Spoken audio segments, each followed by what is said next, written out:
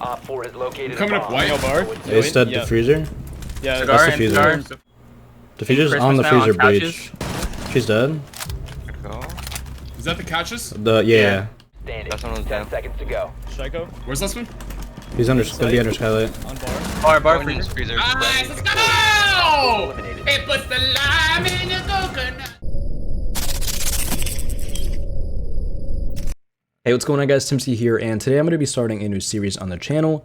In this series, we're going to go over how to defend on every single ranked map. We're going to go through about 2 to 3 sites on each map, just to show the viable sites. I'm going to go through op choices, positioning, where to make rotates, where to make lines of sight, where to use utility, where to place utility, and pretty much just how to defend on every single map and every single site. It's going to be similar to the Oregon video if you guys have seen that one. It's not going to be in the same format, and it's going to be a long series. We're going to go through probably one site in every single video, so it will take a while. So hopefully you guys are along for the ride. But anyways, let's get into the video. But before I get started, I just want to say that these strats are by no means the end-all be-all strats. These are some very common, very just default strats that I've seen at the higher levels and ranked. And I know a lot of people might know these strats or might have seen these strats, but this video is more for people that are newer to the game or lower level players that really don't know how to set up a defense or set up a site to hold it, so that they actually understand how to hold it better. Again, these strats are very default. They're not super difficult. They're pretty easy to play and pretty easy to understand.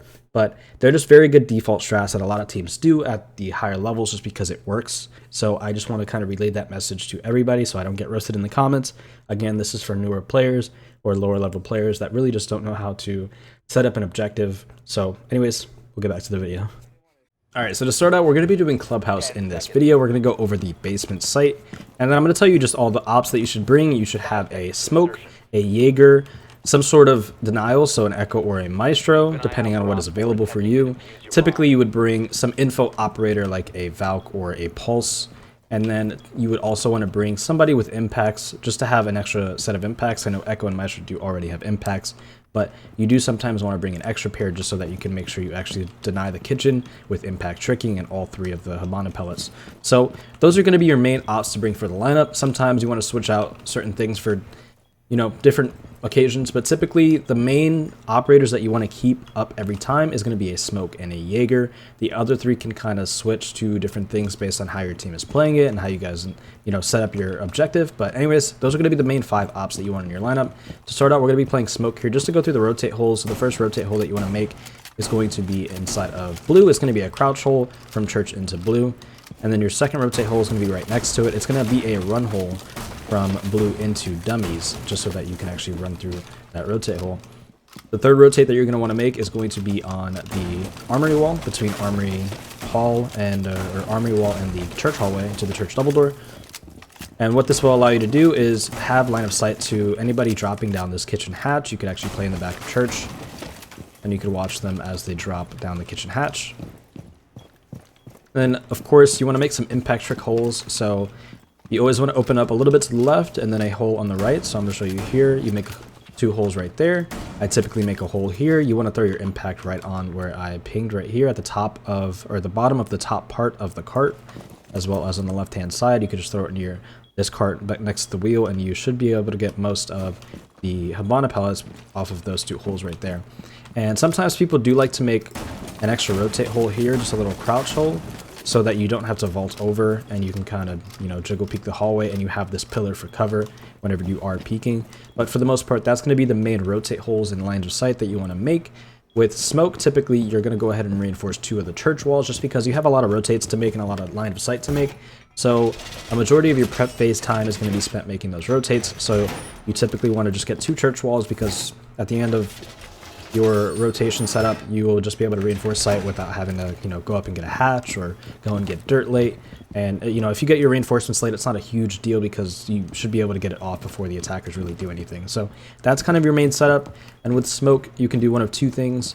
You can either have a shield inside of dirt for a team that does a dirt push, or you would put your shield inside of church. And this will be for like a church take. You just place it right on this black box, and you can kind of have extra cover to play here whenever the wall gets open. If you guys want a more in-depth smoke video, I have a smoke series that we're starting on the channel that we've started. We have the first 2 episodes out, so if you guys want to check that out, I will leave a link to the playlist down in the description below for you guys to get a more in-depth on how to play smoke on this map in particular. I'm going to be going through a lot more maps, so you guys can check those out in the future. Anyways, we're going to move to the next operator. Okay, so moving on to Jger. Typically with the Jger, you like to play blue. That's just pretty much where you're going to be holding down your entire life. So the first thing that you want to do is go up and get 2 hatches. Typically, that's what you would reinforce. Sometimes you can swap it up with somebody else and get 1 hatch and 1 blue wall, but typically you would get the kitchen hatch and the bar hatch. So go ahead and do that. And then once you're pretty much done with the reinforcements, you're just going to play in blue. That's going to be your main job. You're going to hold down blue with your life because blue, for both the dirt take and the church take, is very, very crucial and important to hold because that pretty much cuts the site in half if they get the blue control, because they can pick and choose where they want to push into. But once you get the 2 hatches, you're going to go over to blue. You're going to put 1 barbed wire on both sides of blue on the secret stairs near the bottom so that you can hear them if they try to break it. And then same thing with oil pit side, you will place it there. And then you have 2 ADSs in blue. You can ADS trick if you like to. If not, it's okay. And then the third ADS will go in one of 2 spots. It really depends on how the teams take it, but one of the best spots is probably going to be right next to this church double door, because if a team is doing a kitchen take, or even if they're just opening up kitchen, a lot of the time they like to make a line of sight here, and they actually nade through this hole, through the rotate hole that we had, like I showed you in the last clip, and it'll kill anybody that's sitting inside a church playing behind this bomb chassis, just because it's kind of like a common spot to play. So putting it there is always good. A second spot you can have it as dirt. If you have that shield and dirt with the smoke, you could place an ADS next to the shield just to give it, you know, an ADS to cover any sort of soft breach that may try and destroy it. But for the most part, that's going to be your setup, and you're going to be playing in blue. This is going to be your job. You want to hold down oil pit, you want to hold down secret. You can kind of maneuver around here and play different positionings as you'd like. Get used to, you know, taking these types of gunfights, but you just want to stay alive in this spot for the most part. And make sure you just try to get as many picks that you can, especially when they push up close to try to hit your barbed wire or anything like that, because blue is a heavily contested area. And with Jger, it's just the best operator to have in those instances because you have the better gun on defense, so you should be able to win a lot of these gunfights. So anyways, we'll move on to the next operator. Alright, so moving on to Maestro. Like I said before, Maestro is one of the picks that you could swap to a different operator. Again, like if Echo is up in Maestro's band or vice versa, or if they're both available, you can play the Echo versus playing the Maestro.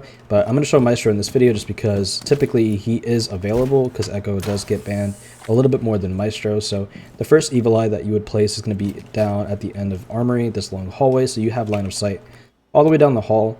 And you can have info if they're pushing down the hallway. If they're on the bottom of the main stairs, you could see a little bit into dirt, and you could see them drop the kitchen hatch as well if they do that. And then you can pretty much have all the info that you need on this side. The second Evil Eye really depends on what the team pushes. So it can be in one of many places, one being inside of church. You could actually put it on top of this jukebox. If you land up diagonally, you can get a vault prompt to go on top of this jukebox and place it right up here.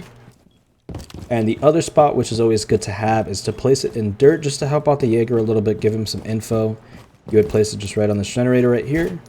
And all you got to do is you could point it towards secret, you could point it towards oil pit, just to get a little bit more info to help the Jger out, like I said before. So that is one of the many spots that you could place it in. Again, the second one is typically just move to whatever the team pushes. So move it according to what is happening throughout the round, or, you know, between round by round.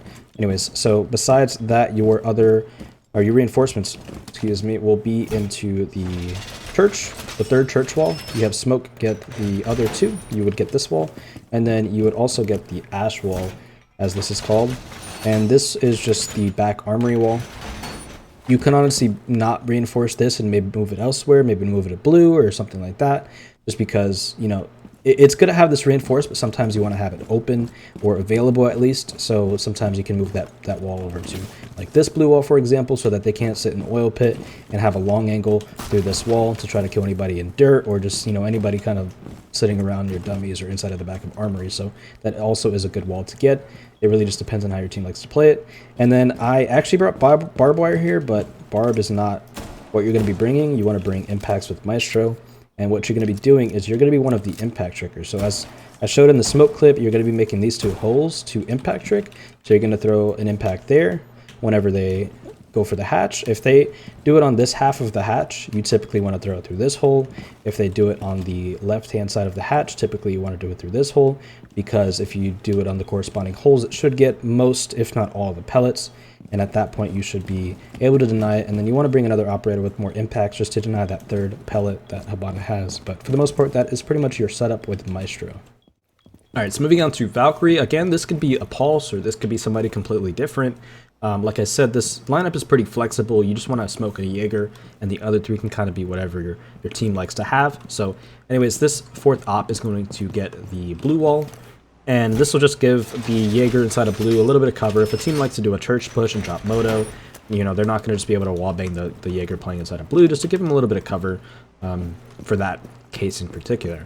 And the second reinforcement is going to go over to the blue hatch, or the stock hatch, and that will be it for your reinforcements.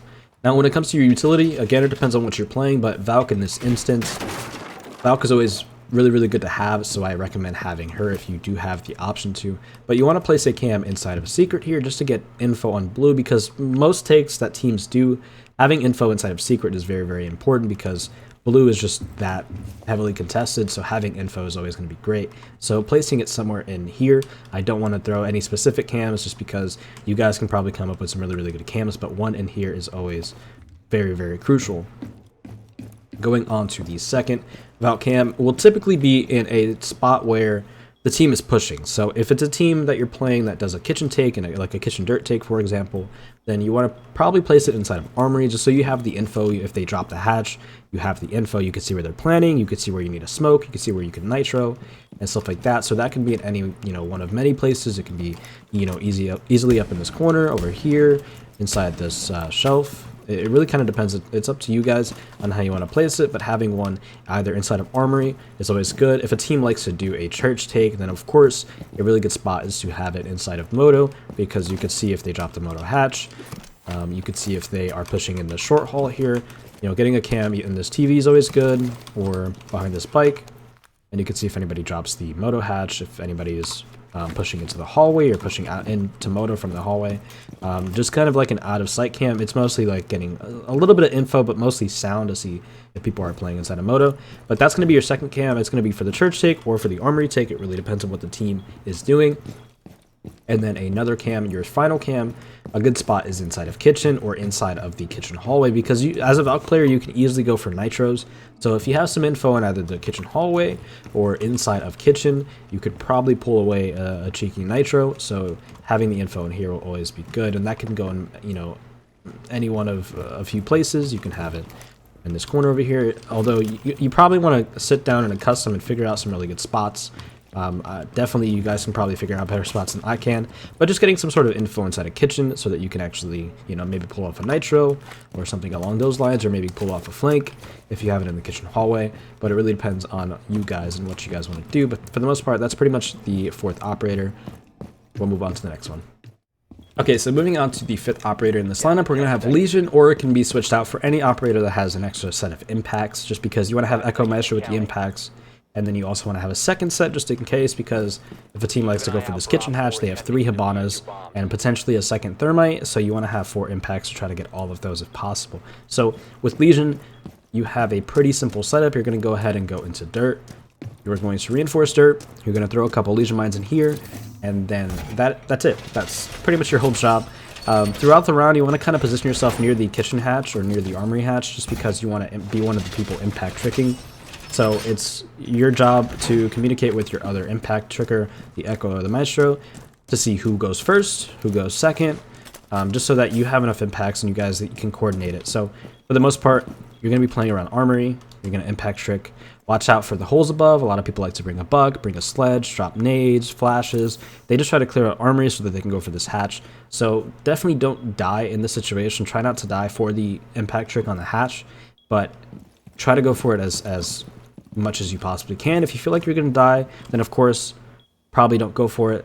If you're confident in going for the impact trick, then of course go for it. But that's going to be your primary job the whole time. If they do a kitchen push, you just want to deny the trick or deny the Habana on this hatch by impact tricking, and that is really it. If a team does do a church push, then you might actually rotate over here. I forgot to make holes on the smoke clip, but you're going to want to open up above each of these walls just so that you can impact trick the thermite or the Habana or something like that off this wall if they do a church push instead of doing like a dirt and kitchen take. So that's pretty much going to be your entire job, and you're just going to throw Lesion mines where you think, you know, where you think you need them. It's always good to get some in blue just to help the Jger out, give him an extra sound cue, and then of course getting the 1 or 2 in dirt, maybe getting some in the hallway to see if they push up, just kind of getting them in choke points where you think they'll be useful. But for the most part, that's pretty much it for this operator. Anyways, guys, that's going to be all for me. Thank you so much for watching. I hope you guys enjoyed. If you did so, don't forget to leave a like on the video. And if you guys are new to the channel, don't forget to hit that subscribe button for future videos. I have videos coming out every single week. And if this is the first video in the series that you guys are watching and you want to see more videos like this, then go to the link down in the description for the playlist of this entire series. And if you guys like these types of videos, let me know down in the comments below. If you guys have tips or topics you would like to see me go over in a future video, then let me know down in the comments below as well. But again, guys, that is all for me. Thank you so much for watching. I'll see you guys in the next video. Peace. Lobby. He's lobby. That was very intentional.